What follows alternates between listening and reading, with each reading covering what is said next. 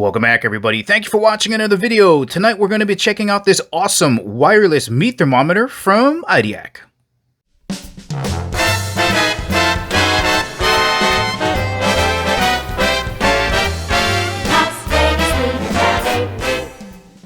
And as always, guys, if at the ending of the video you want to purchase this awesome meat thermometer and help support the channel, make sure you check out the link in the description below because we do get a commission if you purchase this item. And of course, before getting started, just want to thank the good folks out at Idiak for sending me this meat thermometer to review. Let's get started. Now, the key thing about this is that it's wireless. I can't tell you how many times where I'm cooking something in the oven and I got that wire sticking out. You got to make sure that your skin doesn't contact that wire because it's been in the oven for like 3 to 4 hours. But this, wireless.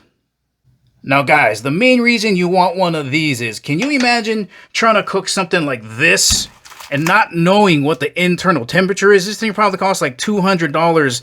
And without something like this, you don't actually know if you're going to overcook this or undercook it. Here's a quick look at everything you're going to get in the box. The time capsule hub that houses the meat thermometer on the inside, instruction manual, and a USB to USB-C charging cable. And just for a size reference, here is the time capsule next to a large permanent marker. And here is what the probe looks like. Let's have a look around the hub itself. All right, this is your on and off switch here, and your USB-C charging port is right there. On the bottom, you have a battery compartment that houses 2 AAA batteries, which means that you can charge the probe 2 ways, either with the AA batteries or via USB-C charging cable. The only requirement is that the AA batteries have to be installed. And the bottom of the hub is also magnetized, so you can stick it to your grill, stove, or oven. This meat thermometer has an incredibly quick charge time. With just 5 minutes of charge, it's going to give you 3 hours of usage. And with 2 hours of total charge time, it's going to give you up to 48 hours. This probe is made out of stainless in the front, ceramic in the back, so this should be easier to handle when it's hot. And you got to make sure when you're inserting the probe into the meat, you got to go past this line right here. All right, let me go over how this setup is going to work here. So this is your probe. All right, you're going to slide this into whatever meat you're trying to cook, fish, chicken, beef. And it's going to transmit the information, the data, from inside of your meat to the hub, and then the hub is going to transmit it over to your phone. Now, you want to try to keep these two as close together as possible. The manual says it can be up to 6 feet apart.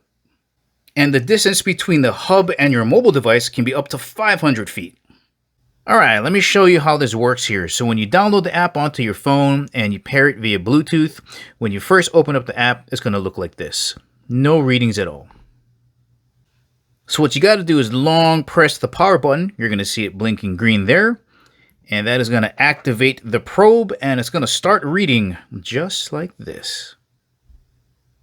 Now, let's get a piece of meat so we can do some cooking.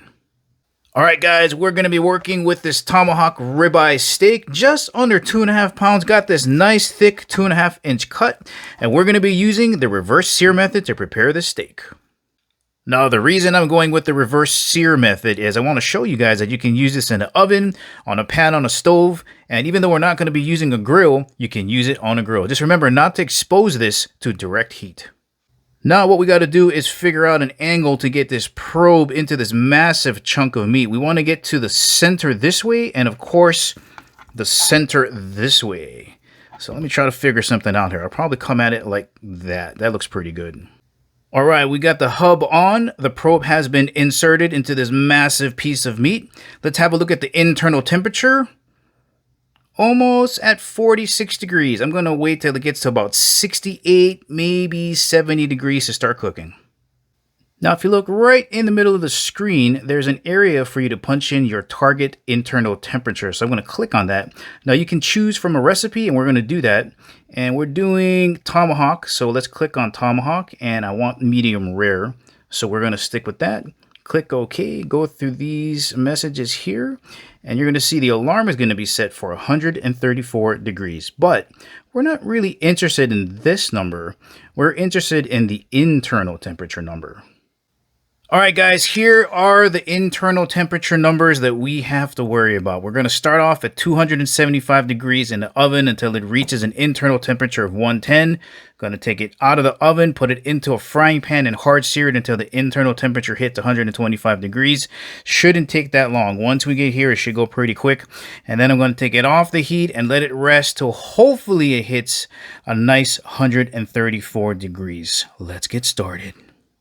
All right, guys, the hub is on. It is connected to the probe, and we got just about room temperature, so we're going to be ready for cooking. And we got the pan full of butter waiting for the steak. Let's put this guy in. Now all we got to do is wait till it hits 110, 115-ish.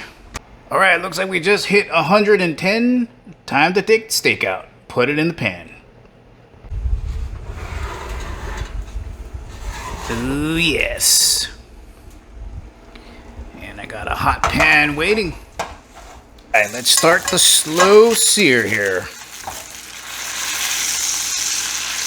Ooh, that bone is getting in the way. It's gonna press it down.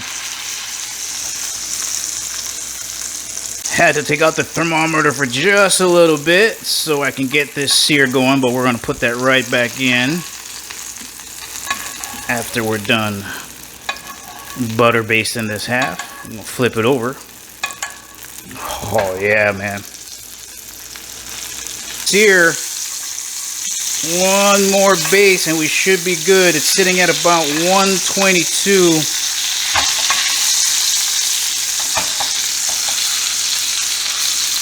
All right, time to move it over from the pan and let it rest.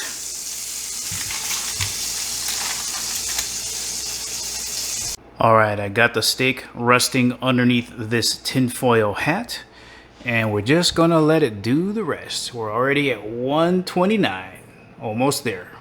I don't know if we're gonna make 134, guys, but we're pretty close. The inside of the steak should... Oh, there it is. Bingo. Should be absolutely perfect.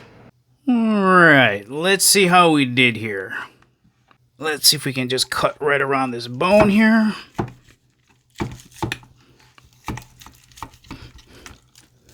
bit more over here. Oh, guys, look at that. That's looking good. I got one little ligament. Ooh. All right, guys, let's go right down the middle and see what we got.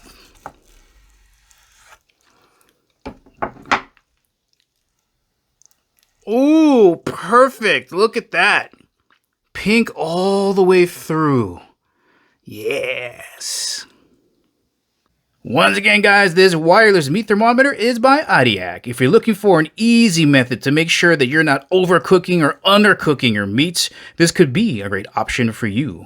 Well, alright, guys, this is the ending of the video. Remember, if you want to purchase this awesome wireless meat thermometer, make sure to check out the links in the description below. Thank you for watching, and I'll catch you in the next video.